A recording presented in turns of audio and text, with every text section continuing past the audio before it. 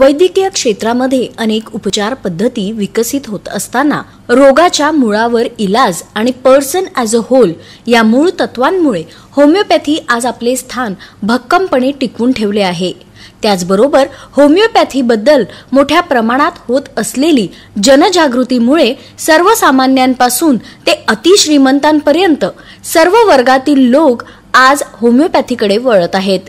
जगभरामध्ये आज होमिओपॅथी क्षेत्रात तज्ञ संशोधक आपले संशोधन आणि अनुभवाद्वारे अनेक दुर्धर व्याधींतून असंख्य रुग्णांना रोगमुक्त करून त्यांना सामान्य आणि आरोग्यपूर्ण आयुष्य जगण्यास मदत करत आहेत, तर दुसरीकडे मोठ्या प्रमाणात होमिओपॅथीबद्दल जनजागृती करत आहेत। होमिओपॅथी विश्वातील असेच एक व्यक्तिमत्व मॉडर्न होमिओपॅथीचे संस्थापक आणि मुख्य कार्यकारी अधिकारी doctor Vijay Kumar Mane, MD homeopathy. दुर्धर आजारांनी ग्रस्त रुग्णांमध्ये आत्मविश्वास निर्माण करणं, त्यांना रोगमुक्त करून एक आनंदी आणि सामान्य आयुष्य प्राप्त करून देणं हेच ध्येय बाळगून अथक संशोधन आणि रुग्णांवर यशस्वी उपचार करत आहेत। डॉक्टर विजय कुमार माने यांनी आपल्या वैद्यकीय कार्याची सुरुवात व्याख्याते म्हणजेच लेक्चरर म्हणून केली। त्यासोबतच पारंपरिक उपचार पद्धतीने दुर्धर मानलेल्या जीवघेण्या विविध आजारांवर अभिरत संशोधन, प्रत्यक्ष अनुभव आणि उपचार यातून मॉडर्न होमिओपॅथीची the curative line of treatment ही अत्यंत साधी आणि सोपी परंतु दुर्धर व्याधींपासून मुक्ती देणारी उपचार पद्धती निर्माण झाली। कोल्हापूरमध्ये लावलेल्या रोपाचा आज संपूर्ण भारतभर व देश विदेशातील रुग्णांना लाभ होत आहे। मॉडर्न होमिओपॅथीच्या द क्युरेटिव्ह लाईन ऑफ ट्रीटमेंटची निर्मिती डॉक्टर विजय कुमार माने यांच्या अभिरत संशोधन, प्रत्यक्ष अनुभव आणि उपचार यातून झाली आहे आणि उत्तरोत्तर संशोधन प्रक्रिया सुरू असते।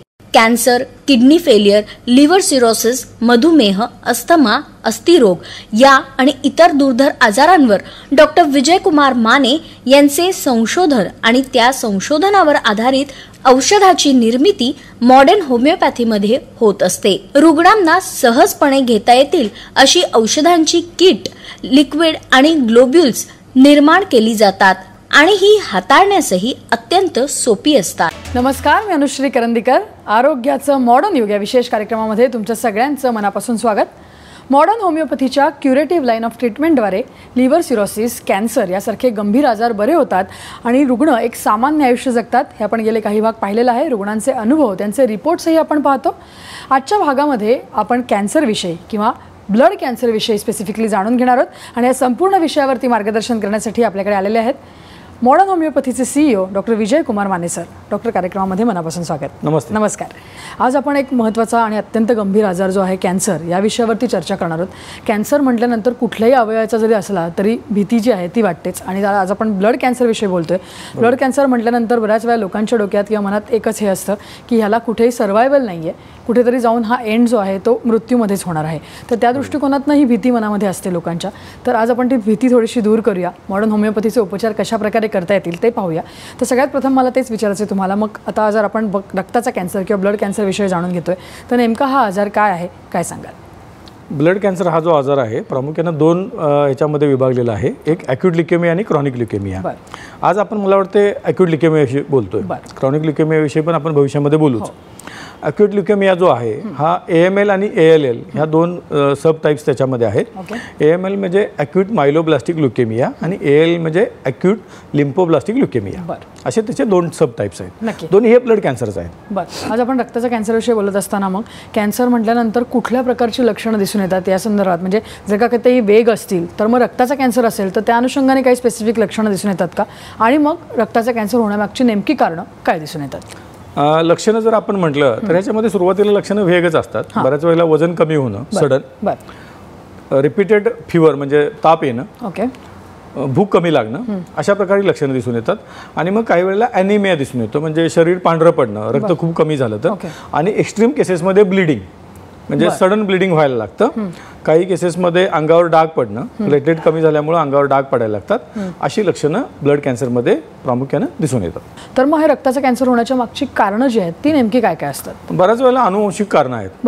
बऱ्याच वेळेला कारण काय हे पण कळून येत नाही, कारण एखादा रुग्ण असा चांगला असतो, काही त्रास नसतो, आणि एस्पेशली लहान मुलांमध्ये असं दिसून येतं, आणि सडनच एकदम त्याला अचानक तो आजार सडन सिम्पटम दिसायला लागतात, आणि लक्षणं दिसून आल्यानंतर मग डायग्नोस होते की त्याला ब्लड कॅन्सर झालेला आहे. म्हणजे ब्लड कॅन्सर झाला आणि सुरुवातीपासून लक्षणं दिसायला हळूहळू वाढायला असं काही नाही. आणि ॲक्यूट हा आजार असा आहे की जो सडन अपीअरन्स ज्याचा आहे तो सडन अपीअरन्स आहे.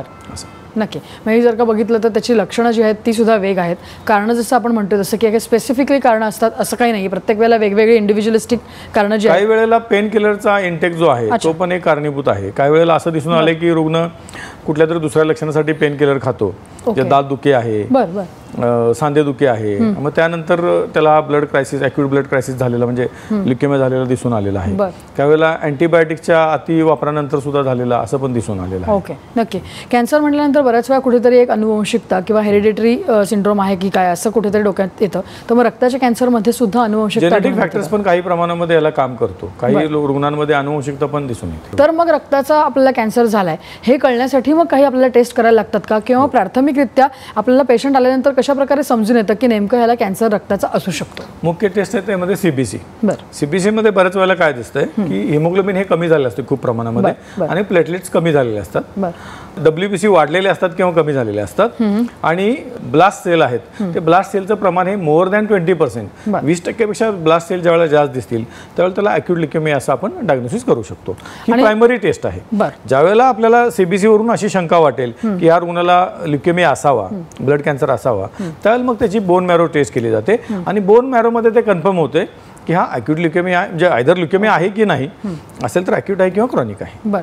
आणि साधारण रक्ताचा कॅन्सर जर का बघितला तर त्याचं प्रमाण लहान मुलांमध्ये थोडं जास्त असं काही दिसून येतं का, आणि मग त्याच्या मागची काही कारणं वेगळी असतात? हा जो आहे ALL आणि AML हा लहान मुलांमध्ये मोठ्या प्रमाणामध्ये दिसून येतो. त्याचं एक्झॅक्ट कारण आतापर्यंत कुणाला कळालेलं नाही, पण मला असं वाटतं की पेन किलरचा इंटेक जो आहे आणि अँटीबायोटिकचा अतिरिक्त वापर हा यामागं कारण असावा, कारण हल्ली गेल्या 20-25 वर्षामध्ये याचं प्रमाण खूप मोठ्या प्रमाणामध्ये दिसून आलेलं आहे, आणि शहरी भागांमध्ये हा मोठ्या प्रमाणामध्ये दिसून येतो असं मला वाटतंय. माझ्याकडे जे आतापर्यंत रुग्ण आले त्यातले मेजॉरिटी रुग्ण हे शहरी भागांमधले आहेत, कारण मला असं वाटतं की हा शहरी भागांमध्ये जास्त असावा, त्या मानाने ग्रामीण भागामध्ये कमी असावा. ओके. म्हणजे आपण जसं बघितलं तसं की रक्ताचा कॅन्सर जो आहे तो स्पेसिफिकली जसं आपण म्हणतो तसं की लहान मुलांमध्ये ह्याचं प्रमाण थोडंसं जास्त आढळून येतं, तर त्या अनुषंगाने मग त्याचे ट्रीटमेंटसुद्धा वेगवेगळे असू शकतात. म्हणजे आपण प्रचलित उपचार पद्धती आहेत त्याही जाणून घेऊया, परंतु मॉडर्न होमिओपॅथीच्या ट्रीटमेंट ज्या आहेत त्याही वेगळ्या असू शकतात. त्याचबरोबर आपल्याकडे काही रुग्णसुद्धा आहेत जे आपण ट्रीट केलेले आहेत, तर त्या अनुषंगाने आपण ही चर्चा पुढे सुरू ठेवूया. आपण रक्ताचा कॅन्सर या विषयावरती बोलतोय, आणि असाच रक्ताचा कॅन्सर झालेला एक रुग्ण आहेत, त्यांचा अनुभव आणि त्यांच्या नातेवाईकांचा अनुभव, त्याचबरोबर त्यांच्या रिपोर्ट्सचाही आढावा आता आपण घेणार आहोत. नम्रता चव्हाण, वय 20 वर्ष, राहणार रत्नागिरी, यांना जून 2017 मध्ये सतत सर्दी, शिंका येणे, ताप येणे असे त्रास होत होते. त्यांनी त्यांच्या स्थानिक डॉक्टरांकडे उपचार घेतले, परंतु काहीच फरक पडला नाही. त्यांना वारंवार ताप, खोकला, सर्दी येणे, उठता व बसता येईना असे त्रास सुरू झाले. त्याचवेळी त्यांना सतत अंगावर सूज येणे, अंगावर रक्ताच्या गाठी उठून त्यातून पू येणे असे त्रास होऊ लागले. पहिल्यांदा मला शिंका यायचा, खोकला यायचा आणि अंगावर सूज वगैरे यायची, आणि त्याच्यानंतर ताप आला, तो ह्याचा निमोनियाचा ताप होता. नंतर रत्नागिरीला मला परकारमध्ये ॲडमिट केलं. ॲडमिट केल्यानंतर त्याच दिवशी रात्री त्या डॉक्टरने सांगितलं की तुम्ही कोल्हापूरला तुमच्या मुलीला हलवा. त्यानंतर त्यांनी कोल्हापूरमधील नामांकित मल्टीस्पेशालिटी हॉस्पिटलमध्ये दाखविले. त्यावेळी त्यांचा HB व प्लेटलेट्स खूप कमी झाल्या होत्या, म्हणून त्यांना ॲडमिट करून उपचार सुरू केले. उपचारादरम्यान तेथील तज्ज्ञांनी बोन मॅरो रिपोर्टनुसार ॲक्यूट ल्युकेमिया प्रोबॅबली मायलीड म्हणजेच रक्ताचा कॅन्सर झाल्याचे निदान केले. आणि ॲडमिट केल्यानंतर सर्व काय रिपोर्ट वगैरे काढलं, आणि बोन मॅरो म्हणून टेस्ट केली त्या हाडाची. ते हाड चेक करून त्याने सांगितलं की ह्या मुलीला रक्तामध्ये ब्लड कॅन्सर झालेला आहे, रक्ताचा कॅन्सर झालेला आहे, तर ती वाचू शकत नाही. त्यावेळी माझ्या पांढऱ्या पेशी खूप कमी झाल्या होत्या. त्या मध्ये आम्ही 2-3 दिवस ट्रीटमेंट घेत होतो. रक्ताच्या बाटल्याही चढवल्या होत्या, पण त्याचा काही परिणाम पडला नाही. त्यांचा ब्लास्ट सेल 85 इतक्या प्रमाणात वाढला होता. त्यांना 4-5 वेळा रक्त चढवण्यात आले, परंतु त्यांच्या तब्येतीत काहीच सुधारणा होत नव्हती. तज्ज्ञांनी त्यांच्या नातेवाईकांना त्यांची जगण्याची शाश्वती नसल्याचे सांगितले. मॉडर्न होमिओपॅथीची त्यांना माहिती मिळाल्यानंतर त्यांनी 21 जून 2017 रोजी मॉडर्न होमिओपॅथीचे औषधोपचार सुरू केले. औषधोपचार सुरू केल्यानंतर पहिल्या महिन्यातच त्यांना फरक जाणवू लागला. जून 2017 मध्ये आम्हाला modern homeopathy doctor Vijaykumar Mane यांची माहिती मिळाली. आम्ही 21 जूनला ट्रीटमेंट चालू केली. त्यांच्या अंगावरील सूज कमी झाली, अंगावर गाठी उठून पू येणे बंद झाले, वारंवार ताप येणे बंद झाले. ऑगस्ट 2017च्या रिपोर्टनुसार त्यांचा HB 3.5 वरून 9.2 वाढला, तर त्यांच्या प्लेटलेट्स 10,000 वरून 2,86,000 इतक्या प्रमाणात वाढल्या. माझा ब्लड कॅन्सर हा आजार पूर्णपणे बरा झाला आहे. तो मॉडर्न होमिओपॅथीचे डॉक्टर विजयकुमार माने यांच्यामुळे हे झाले. जर असा आजार कोणाला होत असेल तर त्या डॉक्टर विजयकुमार मानेंचा सल्ला जरूर घ्यावा. माझ्या मुलीला आज नवीन जन्म भेटला असा मी विजयकुमार होमिओपॅथी डॉक्टर विजयकुमार माने यांच्या आशीर्वादाने आज माझी मुलगी चालती बोलती झाली. कुमारी नम्रता यांना पूर्वी होणारे सर्व त्रास बंद झाले असून मॉडर्न होमिओपॅथीच्या औषधोपचारांसह सामान्य व आनंदी जीवन जगत आहेत. तर आत्ताच आपण पाहिलं कशा प्रकारे ही संपूर्ण केस होती, कशा प्रकारे रक्ताचा कॅन्सर जो झालेला होता, परंतु मॉडर्न होमिओपॅथीच्या उपचारानंतर हा रुग्ण कशा प्रकारे आता आयुष्य जगतोय, ही संपूर्ण केस कशी हँडल केली गेलेली आहे ते आपण सरांकडनं जाणून घेऊया. आपण बघितलं की ब्लड कॅन्सर जो आहे, जो अॅक्यूट ल्युकेमिया म्हटला जातो, हा 2 प्रकारामध्ये विभाजित केला गेलेला आहे. एक अॅक्यूट मायलोब्लास्टिक ल्युकेमिया आणि acute lymphoblastic leukaemia. Lymphoblastic leukaemia हा बोन ज्यामध्ये अफेक्ट होतात आणि ब्लड सेल्स अफेक्ट होतात, हे अॅक्यूट लिम्फोब्लास्टिक ल्युकेमिया म्हणायचं त्याला. अॅक्यूट मायलोब्लास्टिक ल्युकेमियामध्ये सुद्धा जे ब्लड आहे, ब्लड अफेक्ट झाल्यामुळं WBCचं प्रमाण काही वेळेला वाढतं, काही वेळेला कमी होतं आणि प्लेटलेट ड्रास्टिकली कमी होतात आणि हिमोग्लोबिन फार मोठ्या प्रमाणामध्ये कमी होतं. या रुग्णाला रिपीटेडली ट्रान्सफ्युजनची गरज असते. सारखं ब्लड द्यायला लागतं, कारण ब्लड त्यामध्ये झपाट्याने कमी व्हायला लागतं. जे नॉर्मल ब्लड सेल जे आहेत त्याचं रूपांतर हे इमॅच्युअर ब्लड सेल्समध्ये आणि कॅन्सरस ब्लड सेलमध्ये होतं, ज्याला ब्लास्ट सेल असं म्हटलं जातं. हे आपण त्याचा थोडक्यात गोषवारा आपण घेतला. आपल्याकडे जी ही केस आलेली होती, ही मुलगी साधारणपणे 22 वर्ष वयाची मुलगी आहे. हिला सुरुवातीला पोटाला सूज आली, अंगावर लाल चट्टे डाग पडायला लागले, छातीत आणि पाठीत वेदना व्हायला लागल्या, सारखी सर्दी, खोकला, शिंका आणि दम लागायला लागलं, उलट्या व्हायला लागल्या आणि सुरुवातीला हिला न्यूमोनिया असं डायग्नोसिस झालं आणि ताप. त्यानंतर तिला अंगातून काही ठिकाणाहून गाठी व्हायला लागल्या आणि त्या गाठीतून पू यायला लागला. यासाठी तिला लोकल हॉस्पिटलमध्ये ॲडमिट करण्यात आलं. लोकल हॉस्पिटलच्या लोकांना लक्षात आलं की CBCमध्ये याचा प्रॉब्लेम आहे आणि हे इट गोज टुवर्ड्स ल्युकेमिया. त्यामुळे त्यांनी कोल्हापूरमध्ये रेफर केलं. कोल्हापूरमध्ये एका हॉस्पिटलमध्ये त्यांनी तिचा बोन मॅरो केला आणि बोन मॅरोमध्ये अॅक्यूट मायलोब्लास्टिक ल्युकेमिया असं तिचं मोनोब्लास्टिक सब टाईप असं तिचं डायग्नोसिस झालं. डायग्नोसिस झाल्यानंतर तिला वारंवार रिपीटेडली रक्त द्यावं लागलं. हिमोग्लोबिन खूप खाली आलेलं 5.4, प्लेटलेट या 10,000 पर्यंत खाली आलेल्या होत्या आणि TLC टोटल लिकोसाइट काउंट हा 200 होता. साधारणपणे 13 जून 2017 आपण त्याची ट्रीटमेंट मॉडर्न होमिओपॅथीमध्ये चालू केली. ट्रीटमेंट चालू केल्यानंतर पहिल्या महिन्यापासूनच इम्प्रूव्हमेंट व्हायला लागली. ट्रान्सफ्युजनचं प्रमाण कमी झालं. फक्त 2 वेळेला जूनमध्ये तिला ट्रान्सफ्युजन करायला लागलं. तिला उलट्या वगैरे व्हायचं हे प्रमाण कमी आलं. न्यूमोनिया पूर्णपणानं गेला. ताप येणं, सर्दी खोकला होणं हे कमी आलं. छातीत पाठीतल्या वेदना ह्या पहिल्या महिन्यामध्येच कमी आल्या. दुसऱ्या महिन्यामध्ये पासून तिला ट्रान्सफ्युजन द्यायला लागलेलं नाही. आणि जो आत्ताचा रिपोर्ट आहे, आत्ताच्या रिपोर्टमध्ये तिच्या सोनोग्राफीमध्ये जो वाढलेला स्प्लीनचा आकार होता तो नॉर्मल आलेला आहे. हिमोग्लोबिन तिचं 9.2 आहे. TLC टोटल लिकोसाइट काउंट हा 16,000 आहे, जो नॉर्मल आहे आणि प्लेटलेट काउंट 2,46,000 आहे. तर इतक्या झपाट्यानं ही इम्प्रूव्हमेंट ह्या पेशंटमध्ये दिसून आलेली आहे. गेल्या महिन्यात आणि त्याच्या आधीच्या महिन्यात फक्त तिला ट्रान्सफ्युजन करायला, गेल्या महिन्यामध्ये तिला ट्रान्सफ्युजन करायला लागलेलं नाही. म्हणजे आणि आता पेशंट नॉर्मल आहे. पेशंट स्वतः दाखवायला आलेली होती आपल्याकडं, जी आधी 2 महिने येऊ शकली होती. म्हणजे एवढ्या झपाट्यानं आपल्या औषधानंतर कुठल्याही प्रकारची ॲलोपॅथिक ट्रीटमेंट न घेता त्याच्यामध्ये इम्प्रूव्हमेंट दिसून आली आणि तिचे सगळे रिपोर्ट आपल्याला नॉर्मल दिसतात. डॉक्टर, पुढे जाऊन मला विचारायचं आहे की जसं आता आपण म्हटलं की ॲलोपॅथीमध्ये उपचार पद्धती, आता कॅन्सर म्हटल्यानंतर ॲलोपॅथीमध्ये खूप लिमिटेड उपचार पद्धती अवेलेबल आहेत. म्हणजे रेडिएशन झालं किंवा किमोथेरपी झालं, ह्यासारख्या अत्यंत वेदनादायी ज्या उपचार पद्धती आहेत त्या अवेलेबल आहेत आणि त्यानंतर सुद्धा त्याचा सक्सेस रेट जो आहे त्याच्यावरती प्रश्नचिन्हच आहे. तर मग या दोन उपचार पद्धतीमध्ये म्हणजे मॉडर्न होमिओपॅथीची उपचार पद्धती आणि ही ह्याच्यामध्ये मग काय नेमका फरक आहे तो आपल्याला दिसून येऊ शकतो? आता ॲक्यूट ल्युकेमियामध्ये बऱ्याच वेळेला ब्लड ट्रान्सफ्युजन द्यायला लागतं. आता आपलं चालू केल्यावर पण सुरुवातीला जर खूप कमी असेल, जसं या केसमध्ये तिला 2 वेळेला गरज लागली, पहिल्या महिन्यामध्ये आणि दुसऱ्या महिन्यामध्ये, तसं आपले उपचार चालू केल्यानंतर ते ब्लड सेल्स तयार व्हायला लागतात आणि जे ब्लास्ट सेल आहेत, कॅन्सर सेल जे आहेत, त्याचं प्रमाण हे झपाट्याने कमी व्हायला लागतंय. त्याचं प्रमाण जसं कमी होईल तसं जे नॉर्मल सेल्स आहेत, आरबीसीज आणि डब्ल्यूबीसी हे वाढायला लागतात आणि प्लेटलेट काउंट जो खूप कमी झाला सुरू तो वाढायला लागतो. त्यामुळे ट्रान्सफ्युजनचं प्रमाणही कमी होतं. कन्व्हेन्शन उपचार पद्धतीमध्ये ट्रान्सफ्युजन करून त्याला केमोथेरपी किंवा काही वेळेला रेडिएशन द्यावं लागतं. आपल्या उपचार पद्धतीमध्ये ते काही करायला लागत नाही. त्यामुळे उपचार हे वेदनादायक नाही आहेत. पेशंट घरी राहून आपली औषधं खाऊ शकतो. त्यामुळे आनंददायक उपचार आहेत. त्याच्या अॅटमॉस्फिअर म्हणजे त्याच्या नातेवाईकांमध्येच राहू शकतो. फक्त जर या ॲक्यूट ल्युकेमियामध्ये जर ट्रान्सफ्युजनची गरज भासली तरच हॉस्पिटलायझेशन करायची गरज भासते, अन्यथा हॉस्पिटलायझेशन करायला लागत नाही. आणि इतक्या झपाट्याने म्हणजे अनेक केसेस आमच्याकडे ॲक्यूट ल्युकेमियाच्या आहेत.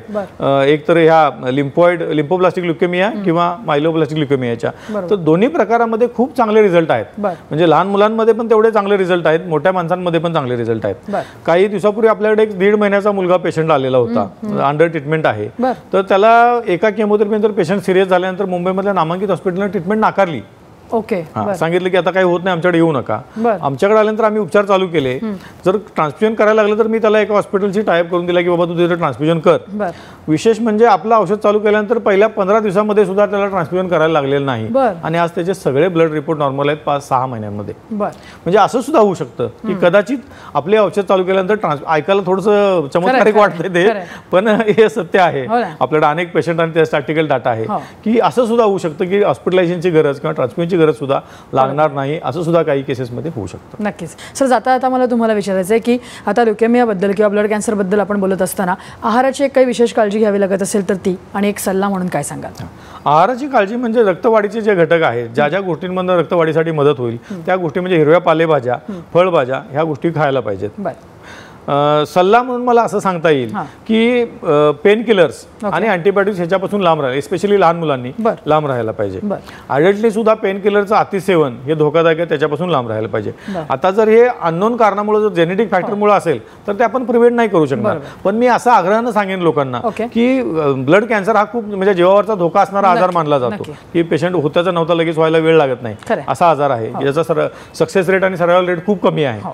अशा याच्यामध्ये रुग्णांनी खचून जाऊ नये अशी माझी त्यांना प्रेमाचा सल्ला राहील आणि त्यांनी मॉडर्न होमिओपॅथीकडे अप्रोच व्हावं. आमचे रिझल्ट असे आहेत आणि वेळोवेळी आपण अजून ह्याच्यावर कार्यक्रम घेऊ आणि ल्युकेमियामध्ये आपण कशा प्रकारे सक्सेसफुली आपण आज ट्रीट करतो आणि ते बरं करायच्या दिशेने प्रयत्न करतो हे लोकांना कळेलच आणि आपण निश्चित करू असं मला वाटतं. तुम्ही म्हणालात तसं की या ल्युकेमियामध्ये लोकांनी खचून न जाता योग्य वेळेला जर का मॉडर्न होमिओपॅथीकडे ते आले आणि उपचार पद्धती घेतली तर आत्ता जसं आपण बघितलं ते या पेशंटचं तसं इतरही जे पेशंट्स आहेत त्यांना खूप चांगला अनुभव नक्की येऊ शकतो. सर, या विषयावरती तुम्ही आज एवढं छान मार्गदर्शन केलं त्याबद्दल धन्यवाद. या विषयाचा आमचा विशेष कार्यक्रम आरोग्याचं मॉडर्न युगमध्ये आत्ता आम्ही इथेच थांबतोय. नमस्कार. आमचा पत्ता modern homeopathy research and treatment centre, E ward, Geeta Mandir जवळ, कावळा नाका, कोल्हापूर 416003. समुपदेशन आणि मार्गदर्शनासाठी आमच्या खालील केंद्रावर संपर्क करा.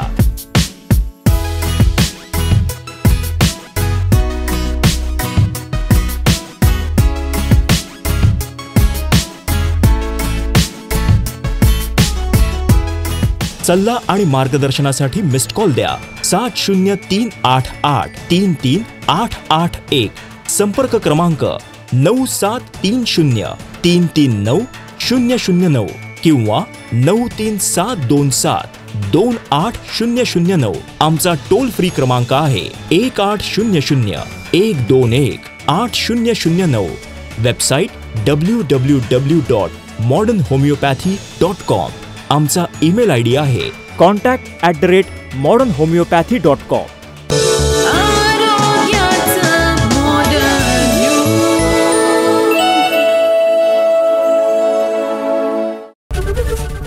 एबीपी माझा, उघडा डोळे बघा नीट.